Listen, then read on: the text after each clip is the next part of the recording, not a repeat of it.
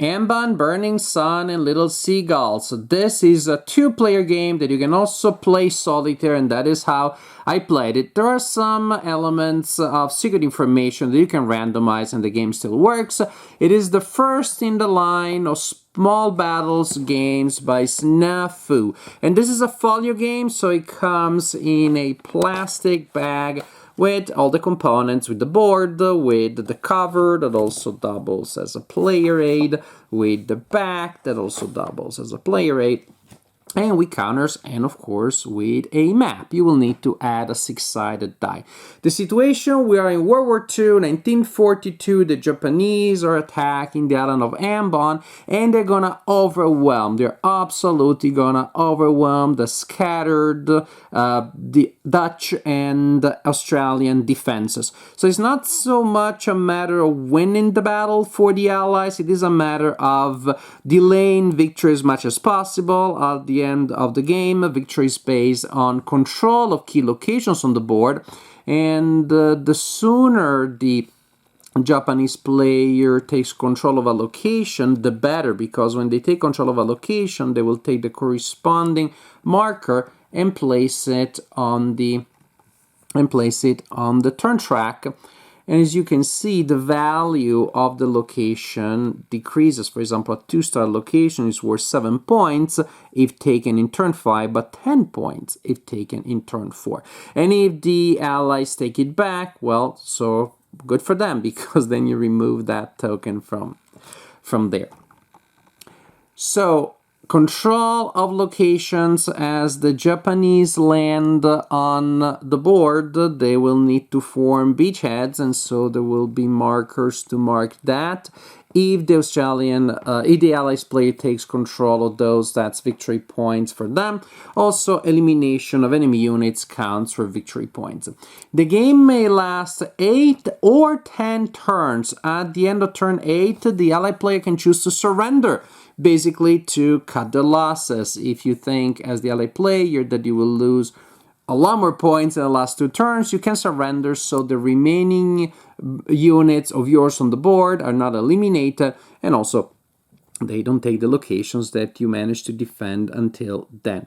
If the Ally player does not surrender at the end of turn 8, then the game continues until turn 10, and again, victory points are then counted for locations, beachheads, and elimination of enemy units. As I said, there are some some secret elements that become random elements when you play solo. There are mines. These mines can be real mines, or they can be dummy. Incidentally, here there aren't any dummies. Why so? Because again, if you're playing, oh, look at that adorable dummy. If you're playing 2-player, then the Ally player during setup decides where to place the mines face down in these locations here. And what I do, I shuffle and I place them randomly. Also, the Ally player has defending units that are placed face down, and they may be dummies or actual defenders. Again, I turn those secret units into untrained or untried. So I shuffle them, I place them on the board, and I do not know where they are. So only the Ally player will start with units on the board. The Japanese player will place their units here on these boxes, and you just can't cover every box. You have to choose where you're gonna land your units. The trade-off is pretty simple. The landings that are closest to the good stuff, so say close to reach that airport, close to reach the city of Ambon, they have minefields on the way that, as you can imagine, will affect your landing procedure. If you decide instead of landing in other areas there, then you don't have to worry about the mines, but then you landed on the other side of a mountain, and then you're gonna have to spend more time reaching the good stuff. So that is the trade-off there, and basically where the Japanese player will choose to land will drive the game. Once you land, there isn't a ton of stuff that you can do other than marching towards your objective. And so that is possibly the single most important decision in the game. On the plus side, that means great replay value, because attacking from here or from here is going to be different than from there or there. But that also means that you're committed. once that happens. So we have several kinds of units. We have the main combat units that have a combat value and a movement value. We have headquarters. If I can find one, I'll show it to you. This is an allied headquarter. They have movement, but then they also have an indication of range, which indicates the range up to which they can give bonuses to their friends. And also we have units with the power of bombardment, as indicated by that little arrow there and by that range indication. They can use it to attack, and when you attack during bombardment phase, if you're all equal to or lower than the combat value of the bombarding unit, after applying modifiers, then you score a hit. A hit will disorganize an organized unit, and then also a unit that is disorganized and takes a further hit is removed from the game. Now, did you already notice something? I noticed something from the very beginning, and it's just a convention, but it really affected the way you play. Hundreds of war games I played in my life. The side of the counter that receives the cut, and you can tell, right, that would be what we usually call the front, and that is what in hundreds of other games we call the back.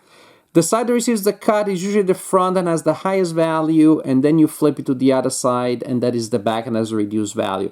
This is not so. I don't know if it was a choice. I don't know if we printed it that way, but the side that usually looks like it's the back is the one with the best value, so the units will start on the board with that side up, and when they take a hit, is reduced, and when they take another hit, is eliminated. So it's a small thing, it's a nitpick, but again, after playing so many games of war games over the year, I just felt like I was playing with these face down. And yes, the first time I played the game, everything was set up this way until I realized, wait, the other side has the highest values. Strange, isn't it? So this is the general situation. Also, in case you haven't noticed, but you have, this map looks so nice. This is really impressive graphic. The sense of space, of place that it creates is impressive. So, sequence of play. Each turn we're gonna have a Japanese landing phase. Well, the Japanese player goes first, and they have a landing phase. If they still have units that haven't landed, it may be delayed in the game, you can skip the landing. Simply put, units into the landing boxes, so the landing areas have two boxes, a wave 1 and wave 2. The units in wave 1 will try to land, and there is a die roll that you need to perform, and the presence of mines will affect what happens there if the units are delayed or destroyed. And then if there are units in the wave 2 box, they'll move to wave 1. So the landing will simply tell you how long and in what condition the Japanese units will arrive, how long it takes for them to arrive, and how good they look by the time they land there. And suppose we already have some units there, and oh, wait a second, we got some defenders there. I'm going to place a bunch of random units there, not necessarily in a way that makes sense tactically, but it's faster that way, and I can keep talking at the same time, charming you with my mellifluous voice. So, after the Japanese landing phase, if it applies, because still you have unlanded units, you have the Japanese movement phase, which is pretty self-explanatory. Units will move up to the full movement allowance, taking terrain into control, and also taking zones of control. Combat units project a zone of control in the 6 hexes surrounding them, and entering a zone of control costs an extra movement point, and exiting a zone of control costs an extra movement point. So they don't get you stuck. You don't have to stop, but in most cases, functionally speaking, because of high cost terrain, mountainous 3 movement points, for most intents and purposes, you'll get stuck after you enter a zone of control, and sometimes you cannot enter a zone of control because you don't have that extra movement point to spend. Boom, but suppose we do. Suppose we just did that, didn't we? After the movement step, the Japanese player has a bombardment step, so they may bombard with units that they may have on the board and that are within range of enemy targets. And then we have combat. Combat is very classic. You're gonna total the attack strength of the attackers and divide it by the by the combat strength of the defenders, turn that into a ratio, apply modifiers, maybe modifiers for the column, for example, due to terrain, maybe modifiers to the die roll based on terrain, defensive units, and HQ support. So once you have the correct column and the correct die roll cross-reference, and you will have results for the attacker and the defender. And if it's a number, that's just a number of losses. Units that from organized become disorganized, or from disorganized are eliminated. That's for the move. Small r means that that side can retreat all of their units or take a hit instead. Big R, then retreat is mandatory, cannot be converted into a step loss. And as you can imagine, the disproportion is so intense that the Japanese will be doing most of the attacking, and the Allies will have to do most of the choosing where to retreat and where to take an extra hit.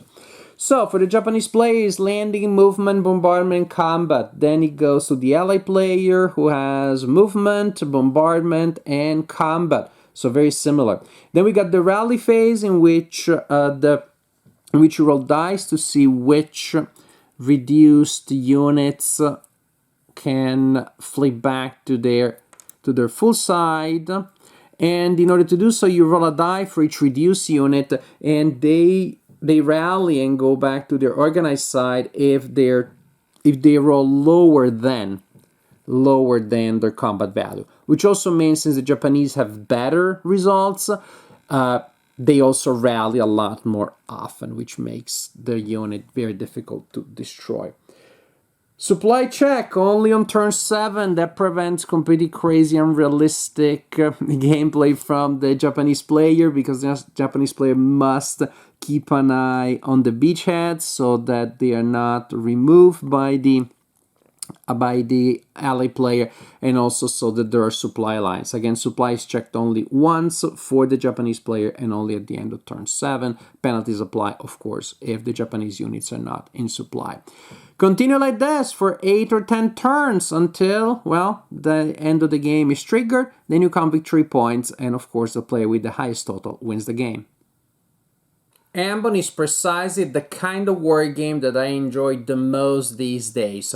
It is simple, it is still very thematic, dripping with history. It covers a topic that has not been over war game, has not been covered by a million other games. I can play it in a single evening, and I can play it solo, which is also, again, very important.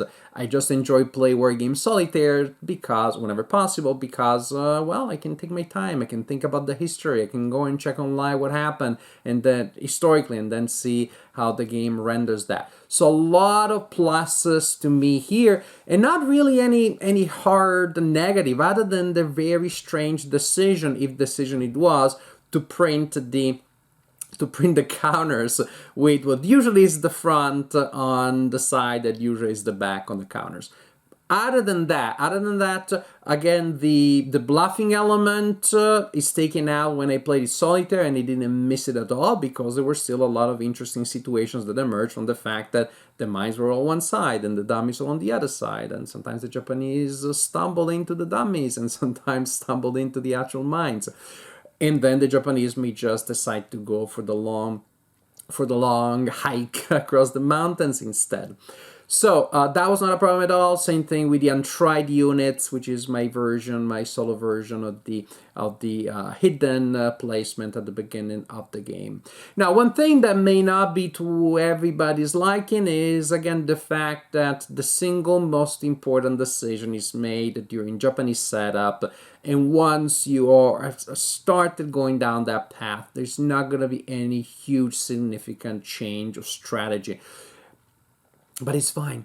To me, it's fine. It's a perfectly acceptable trade-off. When you're thinking about a war game you can play in a couple of hours, in any case, usually you don't have a huge amount of things that you can do. You got to be committed to a game that takes a couple of evenings. You need to really have that large span and a ton of different things that you can do. So I would say here you're committed to the strategy maybe a little earlier than in other games of this kind of scale that take this long to play. But again, it's not that significant, because then you still have some interesting decisions. Then I would say some of the most interesting decisions at this point shift to the Allied side, because then you have to decide, and it's maybe again one decision that you make many times in different variants, but it's about trading blood for space and time.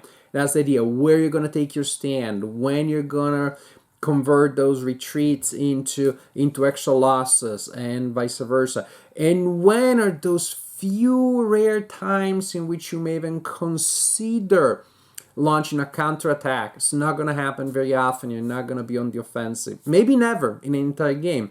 But you may still do well enough if you were defending well enough, if you were slowing down the enemy well enough, and maybe if you were threatening the enemy enough, forcing them maybe to split their forces to protect a line of supply, to protect a beachhead, which you may never attack, which you may never take, but the effect of that on the advance of the enemy may just be enough. So you have a radically, dramatically asymmetrical gameplay, which again works pretty well when you're playing solo, because you're really playing two different sides, and if you play it against a human opponent, then you almost have two different games with this weird maybe separation, subdivision of labor, that the Japanese makes their best decision, most important decisions at the beginning of the game, and the Allied player as the game progresses, as things become increasingly more desperate and terrible.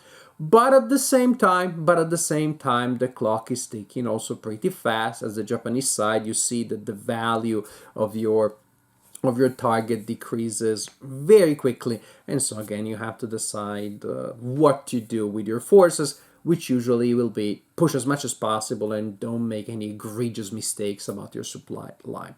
So we have an interesting situation historically, matter of fact, one that I don't remember playing before. I never played a game specific about this element. I'm sure there was something about this part of in the game Empire of the Sun, for example, but not a game specifically about this battle at this scale.